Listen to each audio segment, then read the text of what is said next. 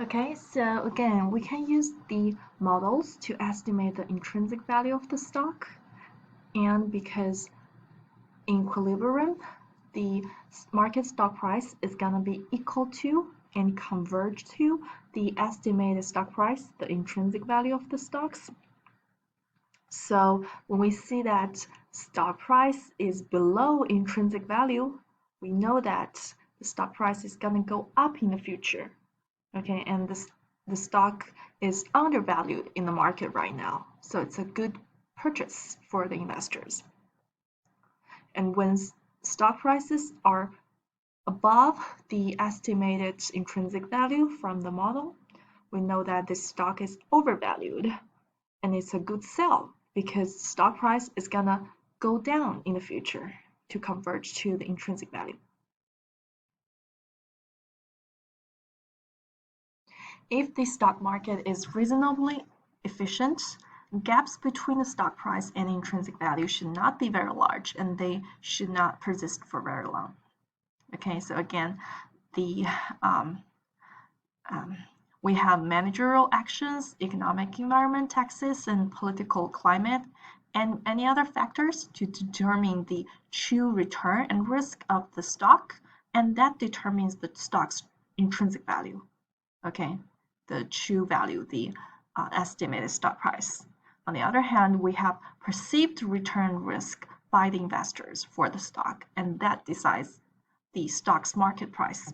In equilibrium, again, we think these two would be equal to each other. Okay, we think the market perceived risk and return is going to decide on market stock price, and that's going to converge to the real stock price, real value of the stock.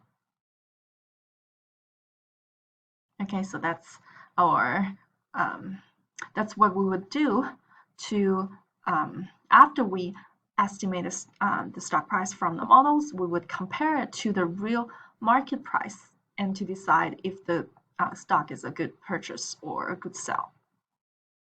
Okay, and we have 4 different major approaches to estimate intrinsic value of a stock, including discounted dividend model, corporate valuation model, PE multiple, and EVA approach. Okay, you can read our book for the 3rd and the 4th methods here, but we're going to discuss these 2 models in our chapter 9 notes here, the first 2 models. Okay, and besides evaluating the stock price, we will also calculate dividend yield for the stock, okay, which is D1 over P0, capital gains yield of the stock, CGY, which is P1 minus P0 divided by P0, okay, and these two add up to total return of the stock, which can be denoted as RI or RS. Okay, so it's the stock return for stock I. We can use either RI or RS to stand for it.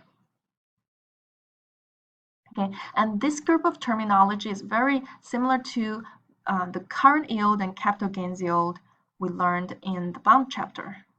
Okay, remember for bond chapter we have current yield, which is CY, and it's coupon divided by P0, the price of the bond. Capital gains yield, CGY, it's exactly the same as here. It is the difference in the price change in bond, P1 minus P0, divided by P0. Okay, and the total return of the bond equals to current yield plus capital gains yield, which is also called yield to maturity or yield to call. Okay, and we use D1 here, dividend at year 1 end for the stock in the dividend yield here, dy, to calculate dy, we use d1 over p0. Okay, for stock dividend yield, we use d1 over p0. For bond current yield, we use coupon over p0. Okay, and for capital gains yield, we use price P1, price at year 1 end, minus the current price P0 for the stock, divided by P0. And it's the same formula for bond. Okay, and for total return for the stock, we use dy plus CGY, and for the bond, we use CY plus CGY.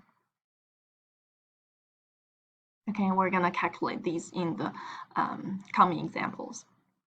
Okay, so let's look at the first model to price a stock. Discounted dividend model. The value of the stock is the present value of the future dividends expected to generated by the stock. So our general philosophy here is to discount all the future dividends from D1, D2, D3 to D infinity by using the appropriate discount rates, 1 plus RS, 1 plus RS square, 1 plus RS cube, 1 plus RS infinity. Okay, we discount all the future dividends using stock return, RS, which is also RI in the CAPM. So we have P0 hat, estimated stock price. Okay, so this is our discounted dividend model. Okay, and we want to simplify this model.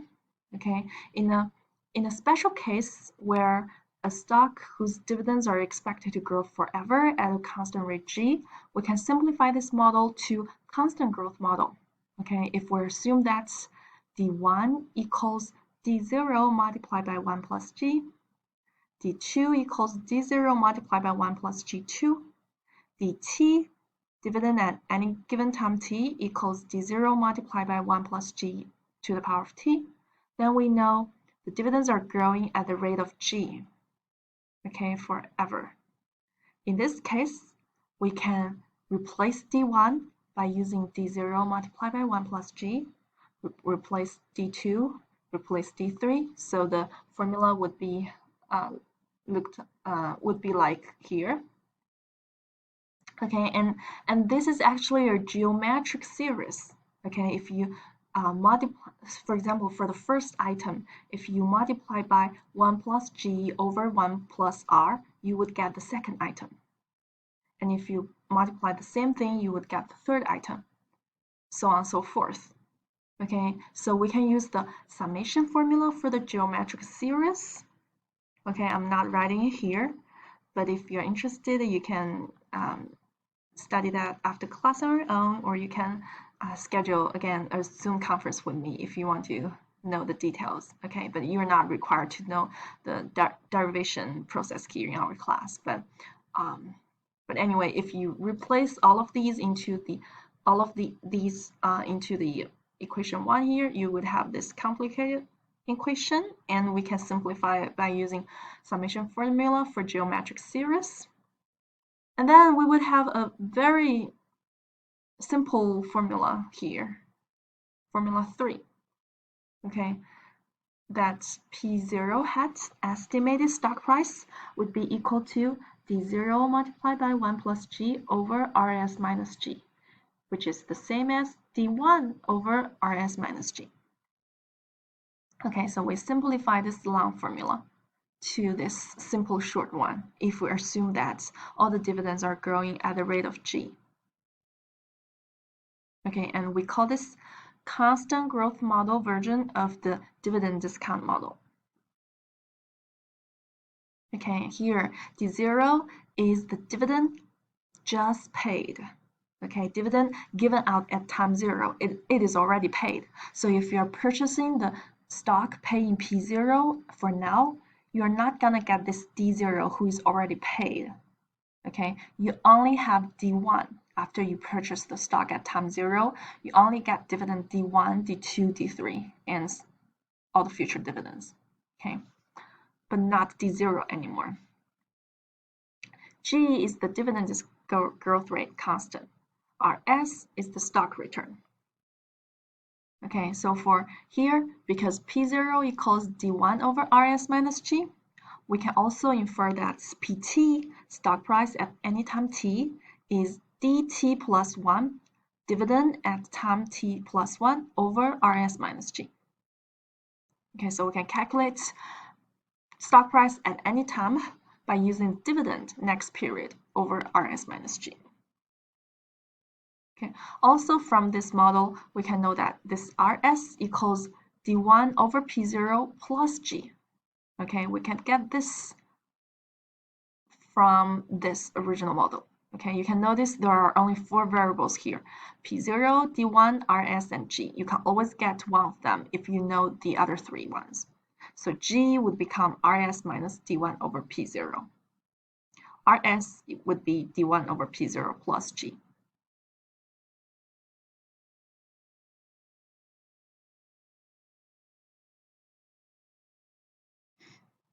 Okay, so if we look at this graph here, we would know dt, okay, dividend at any time t equals d0 multiplied by 1 plus g to the power of t, because we assume that dividends are growing at the constant rate g. So dividend in the first period could be 0.25, and for period d1, d2, it is growing up constantly. Okay, and for the present value of dividend t, it is going to be dt over 1 plus r to the power of t. Discount the dividend one by one. It's going to be smaller and smaller. And our stock price P0 is going to be the sum of the present value of the dividends. Okay, adding the present values.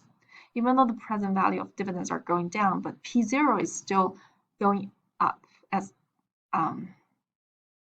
because we're adding more and more dividend present value. Okay. Some other information we know from the constant growth model. So here are 2 important conclusions we have concerning this constant growth model. Okay, you better remember them, memorize them. But I'll show you the derivation process here too. Okay, the first thing we need to know is that we assume that the growth rate of dividend is G under constant growth model. However, growth rate of price should be also G. Okay, we know that dt equals d0 multiplied by 1 plus g to the power of t. But at the same time, PT, stock price at time t, also equals to P0 multiplied by 1 plus g to the power of t. Okay, this is the proof. From the original constant growth model, P0 equals D1 over RS minus G. And we also know dt plus 1 equals D1 multiplied by 1 plus G to the power of T. So PT becomes dt plus 1 over RS minus G. And dt plus 1 can be replaced by using D1 multiplied by 1 plus G to the power of T. Okay, so and if we divide by RS minus G, this becomes PT. And we know that this first part, D1 over RS minus G, it is also P0, so we can replace it again. So our PT becomes P0 multiplied by 1 plus G to the power of T.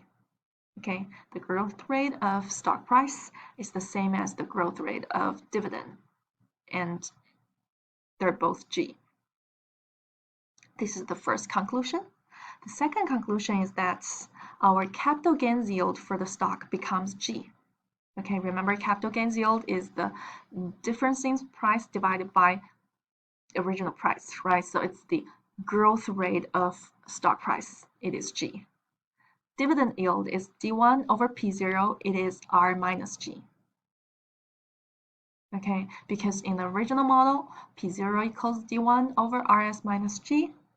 We can change this model a little bit. D1 over P0 becomes RS minus G. And we know dividend yield is by definition dividend 1 divided by P0. So it is just R minus G.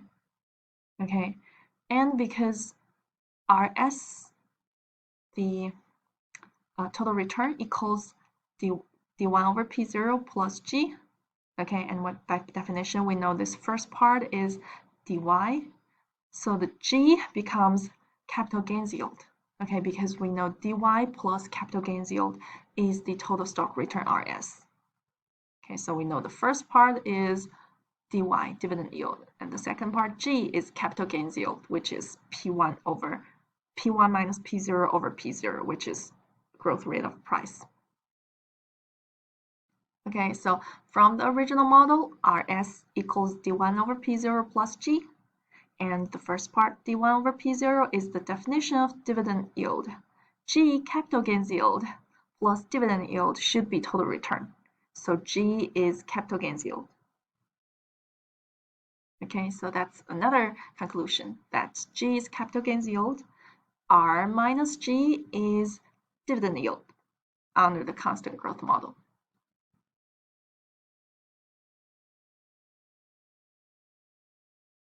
Okay, the third thing we need to note is that in this model, P0 equals D1 over Rs minus G, we should have a positive stock price, and because dividends D1 is positive as well, so our R minus G should be positive.